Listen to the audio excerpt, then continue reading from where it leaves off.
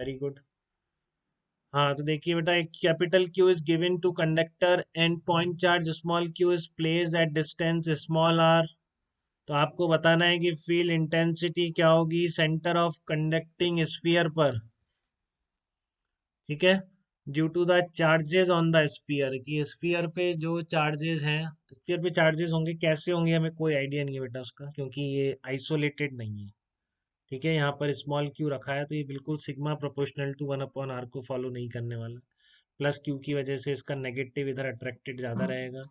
यहाँ पर कुछ इंडक्शन की वजह से चार्ज इंड्यूस होगा तो इधर प्लस आएगा, तो कैपिटल क्यू का बैलेंस बिगड़ जाएगा। ठीक है ना, कोई कैसा डिस्ट्रीब्यूशन है कोई आइडिया नहीं, बट वो जो चार्जेस है वो सब मिलके सेंटर पे कितना प्रोड्यूस करेंगे ये बिल्कुल बता सकते हैं। ठीक है, तो क्या बोलोगे आप? Electric field at the centre C, दो दो रीजन है बेटा, कौन कौन से? बाहर के सारे चार्जेस मिलकर जीरो पैदा करेंगे, बताया जा चुका है आपको। ठीक है, तो ई Q vector plus electric field due to charges on the sphere, ये क्या लिख रहा हूं मैं? Electric field due to charges on sphere. तो किसी को देखो डाउट तो नहीं थोड़ा भी इस प्रोसेस में? सब लिख पा रहे हैं क्या इतना?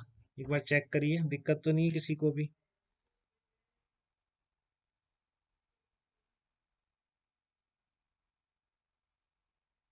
बोलिए, electric field due to the charges on the sphere. Yes, क्या है आपका? Electric field due to the charge, अब सेंटर पे फील्ड जीरो, क्या अंदर हर पॉइंट पे जीरो, सेंटर क्या कर लेगा इसमें?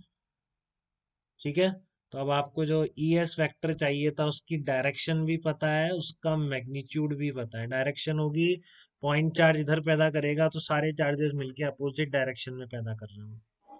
ठीक है ना, इसमें और कोई पॉइंट दे देता आप उस पर भी बता देते हर तरह से, जहाँ पे अंदर किसी भी पॉइंट पर जो स्मॉल क्यू पैदा करेगा, आपका स्मॉल क्यू जो चार्ज है वो अंदर किसी भी पॉइंट पर फील्ड जो पैदा करेगा, आपके जो स्फीयर के चार्जेस है, ठीक है ना, जो स्फीयर की सरफेस पर चार्ज इंड्यूस होंगे वो सारे मिलके क्या पैदा करेंगे? जीरो पैदा करेंगे बेटा। ठीक है, तो इसी तरह सेंटर पे इसकी सरफेस चार्जेस और स्मॉल क्यू दोनों मिलके फील्ड कितनी पैदा करने वाले हैं? जीरो पैदा करने वाले हैं। तो electric field due to surface due to charges on the sphere क्या आ गया? Minus E Q vector. Magnitude अगर पूछा है तो डायरेक्शन भी समझ में आ जाएगी, क्यू चार्ज की तरफ हो जाएगी। ठीक है, तो आपका मैग्नीट्यूड लिख दें पहले, के क्यू अपॉन आर स्क्वायर, और डायरेक्शन हो जाएगी आपकी टूवर्ड्स चार्ज क्यू। डायरेक्शन हो जाएगी टूवर्ड्स चार्ज स्मॉल क्यू, क्योंकि वो अपने से अवे पैदा करेगा, तो आपका जो बाकी के कारण होगी उसके अपोजिट डायरेक्शन में हो जाएगी। ठीक है, तो एक क्वेश्चन का और जवाब देंगे, ये दे दिया आपने बिल्कुल, किसी को भी कंफ्यूजन इसमें नहीं होना चाहिए। कंडक्टिंग स्फीयर रखा हुआ है आपका। ठीक है, कंडक्टिंग स्फीयर है, से स्मॉल आर डिस्टेंस पर मैंने पॉइंट चार्ज रख दिया, वही कंडक्टिंग स्फीयर या शेल कुछ भी कह दो, सेम चीज है। ठीक है ना, कंडक्टिंग स्फीयर कह दो या कंडक्टिंग शेल कह दो, कुछ भी कह दो। तो find out net potential on the conducting sphere. ठीक है ना, find out net potential on conducting sphere. Net potential on, बहुत समझदारी से जवाब दें, गलती ना करें। नेट पोटेंशियल सब चीज बताई जा चुकी है। Find out net potential on conducting sphere, इस कंडक्टिंग स्फीयर पर नेट पोटेंशियल कितना हो। अब मैं ऐसा तो नहीं पूछूंगा किसी पॉइंट पर बताओ, आपको भी क्लियर है कि कंडक्टर पूरा की पूरा किस पर होगा? सेम पोटेंशियल पर होगा। ठीक है ना, मैं आपसे ये तो नहीं पूछूंगा कि मुझे ये बताओ कि किस पॉइंट पर बता दो कंडक्टर की, मैं सीधा पूछूंगा कंडक्टर का पोटेंशियल बताओ, क्योंकि आप लोग इतने समझदार हैं कि हर जगह पोटेंशियल सेम है। तो आपका आंसर क्या होगा बताओ जल्दी से? पोटेंशियल कितना होगा इस कंडक्टर का? अगर सेंटर से, अभी इस कंडक्टर को कोई चार्ज नहीं दिया, तो इसके सेंटर से स्मॉल आर डिस्टेंस पर पॉइंट चार्ज क्यू रखने पर पोटेंशियल कितना होगा उसका? पोटेंशियल सरबजीत ने सही बताया बिल्कुल एकदम, बाकी लोग बताइए। Net potential on conducting sphere, Dhruv आपका भी बिल्कुल सही है, खुशी आपका भी बिल्कुल सही है, वेरी गुड। माही आपका भी सही है बेटा एकदम। विशाल आपका भी ठीक है, शिविका आपका भी ठीक है, विनम्र आपका भी ठीक है। हाँ दीपेंद्र आप बताइए, अब कैसा आया बेटा, एक बार एक्सप्लेन करिए। हाँ बिल्कुल, तो फिर स्मॉल क्यू के कारण लिखना है। इस पर चार्ज इंड्यूस होगा कि नहीं होगा उसको नहीं लिया क्या आप लोगों ने जब जवाब दिया अकाउंट में? इस पर चार्ज इधर माइनस क्यू इंड्यूस हो जाएगा ना, इधर प्लस क्यू इंड्यूस हो जाएगा। हाँ फिर क्या होगा? आप सेंटर पे कैसे, आप कैसे बताओगे पोटेंशियल इसका? दीपेंद्र बताइए थोड़ा सा और। ये आपका स्मॉल क्यू है, ये आपका अर्थ का सेंटर है।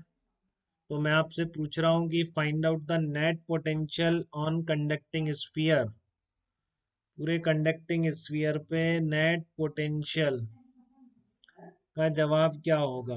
राधिका आप कैपिटल आर कह रहे हैं बेटा, रेडियस इसकी ये कह रहे हैं आप, या के क्यू अपॉन स्मॉल आर कह रहे हैं? बताइए।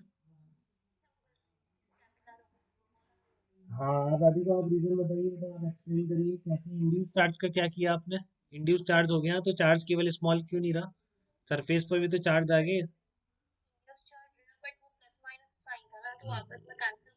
वेरी गुड बेटा, वेरी गुड, सही कह रहे हो आप, बिल्कुल बात आ गई बेटा समझ में। यहाँ पर पोटेंशियल सारा ये जो इंड्यूस चार्ज होगा इसकी वजह से जीरो होगा सेंटर पे।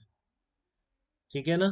तो मैं क्या लिख रहा हूँ, वीसी। ध्यान से समझ में आ गया सबको रीजन? किसी को अगर नहीं पता था तो, सेंटर पर due to induce charges potential क्या होगा? Due to induce charges centre पे पोटेंशियल कितना होगा? जीरो।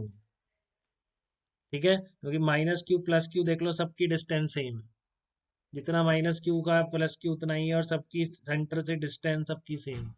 ये जो इंड्यूस चार्जेस है सारा मिलके कितना पैदा करेगा? सेंटर पे जीरो पोटेंशियल पैदा करेगा। ठीक है, सारा पोटेंशियल किसके कारण होगा? केवल प्लस क्यू के कारण। और स्मॉल क्यू अपने से आर डिस्टेंस पर जिंदगी भर कितना पोटेंशियल पैदा करता है बताइए? स्मॉल क्यू, हाँ कितना पैदा करता है? K Q upon small. और कंडक्टर है तो सब जगह पोटेंशियल क्या हो जाएगा? K Q upon R. V C due to small Q कितना होगा? के क्यू अपॉन आर। तो इसलिए आपका नेट पोटेंशियल का आंसर क्या हो जाएगा? K Q upon small are. बड़ा सिंपल लग रहा है सबको? अगर वो चार चीजें शुरू में ध्यान रखें आपकी, यूनिफॉर्म डिस्ट्रीब्यूटेड चार्ज है स्फीयर पर कैसे फील्ड पैदा करता है, और कंडक्टर का इनसाइड और आउटसाइड सेपरेट यूनिवर्स है, सारा एनालिसिस इसी फैक्ट्स पर बेस्ड है।